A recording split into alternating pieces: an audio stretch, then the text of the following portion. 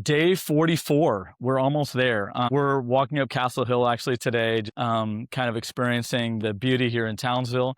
We're in like I said, day 44, chapter 14, verses 1 through 31 of the book of Mark. And it kicks off right here. This is where it really starts to head toward the crucifixion. Jesus has been hanging out in Jerusalem this week, and things have been getting increasingly anxious as the Jewish leaders are getting very antagonistic toward him, and they're trying to plan for his murder. Ultimately, they want to crucify him. And so here in the beginning of the chapter, in chapter 14, his disciples probably don't realize it, but this woman does this amazing act of worship. She anoints his feet with perfume, and it's this beautiful study in sacrifice as worship. And what we don't realize, what they didn't realize, was that she was anointing him for his burial. And then, and you'll enjoy reading that. And then it goes on through Judas's betrayal, Judas's agreeing to betray Jesus. And then it gets into the Last Supper.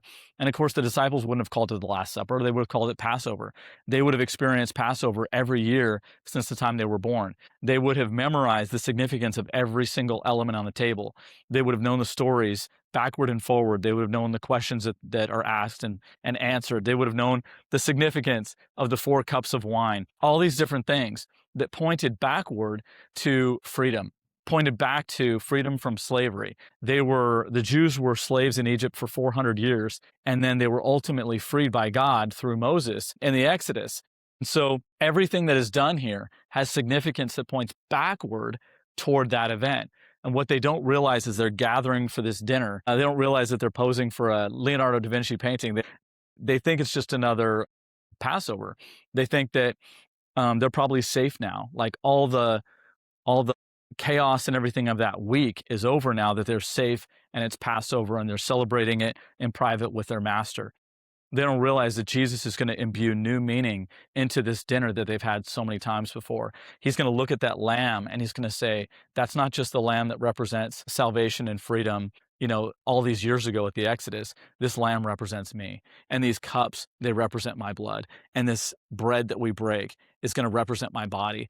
And the new significance that he puts into this incredible meal that they're taking together. So Jesus, also looking at this, must have realized the significance of these things. He's saying, this is my body. This is me. He's looking forward and he's going, I'm going to have to go through this.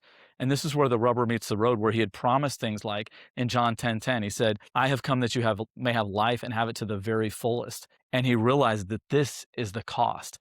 This significance, this thing that he was about to do, being betrayed, going to the cross, all the pain, being flogged within an inch of his life, spat on, mocked, all these things were the price for what he said, that you may have life and have it to the very fullest. Just like the Jews were freed from Egypt, Jesus frees us from sin. He frees us from a life of purposelessness. He gives us a life eternal. He allows us to have the best possible life that this life can provide. But this was the cost he had to go through. And so something to consider and pray about as we worship him this week through your Good Friday and Easter celebrations. God bless you. We'll see you tomorrow.